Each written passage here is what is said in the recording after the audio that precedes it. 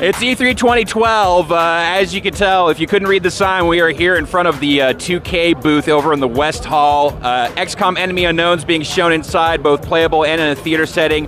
And I am joined now by Garth DeAngelis, lead producer on XCOM Enemy Unknown. Garth, how you doing? I'm doing wonderful. How are you? I'm fantastic. I just got to play your game, and I really enjoyed the experience. Now, Firaxis, obviously a studio that has a lot of great experience with strategy games, but this is a little more, it's a smaller, more tactical experience, coming off of Civ 5 and then also, the Civ 5 expansion.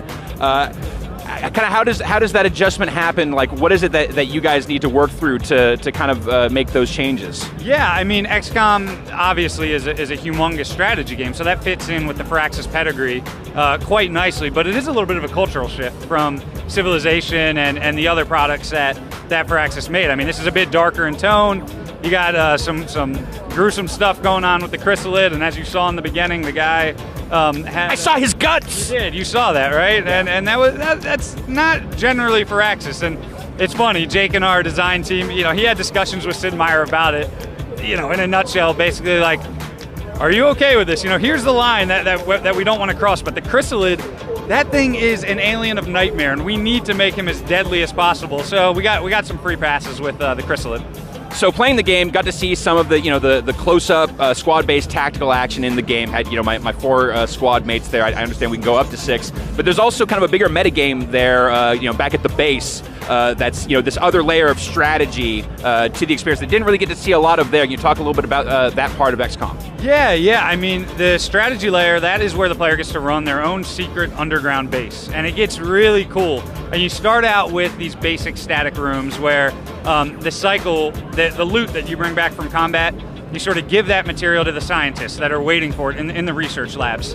And then they can take that material and say, look, I can do these 3 or 4 things with it. You tell me what you want me to do.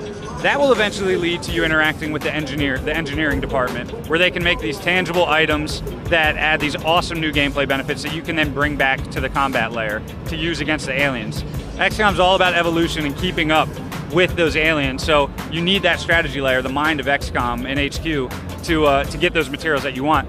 That's only the tip of the iceberg with HQ. You have interception, you got soldier promotions, this whole leveling tree, you got base expansion where you can customize what you saw and make it this epic sprawling base deep into the earth, so there's a lot there.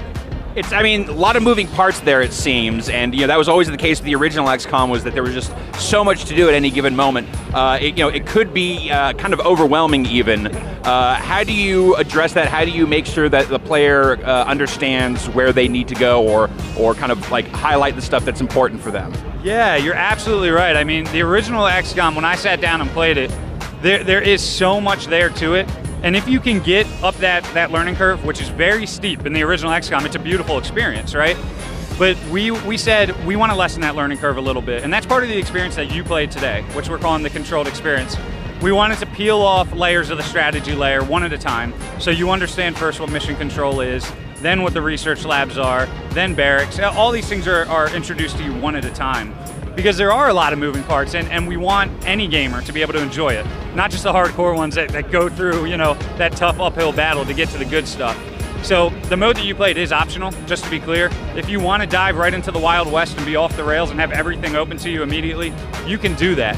But we wanted to give the option, again, for anyone to be able to enjoy XCOM. Now, I was playing the PC version here. It's what you're showing off, but I was playing it using an Xbox controller. Now, you guys have had experience with console games in the past, the Civ Rev a few years back, but what are the specific challenges of trying to map a game that has these levels of complexity to it onto a controller like that, and do you feel like that hindered or helped it anyway? Yeah, I mean, the controller example is really interesting, because when you think about that, just without actually sitting down and breaking down what you need, you're like, oh my god, how can you put something as complex as XCOM onto a gamepad? There's just too much to do and too many systems, but our UI team and design team did a fantastic job. They did an elegant job of porting everything you need to do onto a controller. And the feedback that we've gotten when you hold the controller in your hand, it feels pretty intuitive, and you can play it, you can play all of the elements of it, it's certainly fun to do. Now, going back to what you said earlier about kind of the cultural shift for XCOM, this is also a much more cinematic game than I think we've seen out of Firaxis in the past. You know, a lot of strategy games we're playing mostly from that safe kind of isometric overhead perspective. In this game, it seems like we're getting down into the action a lot more. You're kind of zooming in and showing that stuff. You know, not necessarily, or clearly not something that was in the original XCOM game.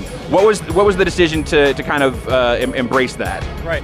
Well, actually, that is in the original XCOM. You can cut down to these glam cams in the 2D sprites. I'm just kidding. That wasn't in the original XCOM at all. So we didn't get inspiration from that in the original XCOM. But that was something, you know, we made a laundry list of the things that we needed as hardcore XCOM fans from the original XCOM. But then one of the things that we really wanted to do to modernize the game, to make it feel more dynamic and action-oriented, were those cameras that you experienced. Because there's really cool things that you're doing.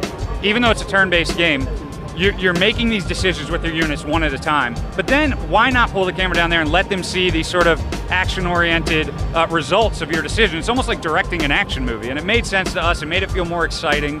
If gamers don't like it, they can turn it off. So it's an option that they can certainly turn off, but we just think it makes it feel a little bit more modern. All right, one more question for you, Garth. Why do the XCOM soldiers hate Windows so much? I want to say at least 2 or 3 times during the demo, there was a point where I was entering a building, and it was like, okay, go through the window. You know, they could probably open them up. Instead, they go bursting through, shattering glass everywhere. They are hyper-aggressive soldiers. We have the best in the world, and they actually don't even know they went through a window. They just think it's an opening. They're almost like a bird, and they're just like, I'm going through this thing, and then after the fact, they're like, oh, that kind of hurt. But that's why, you know, it's one of the things that they need to work on in the barracks. You can actually give them a perk eventually where they know to open windows and not bust through. That's also a joke, a bad joke. But yeah, it's a good observation on your part.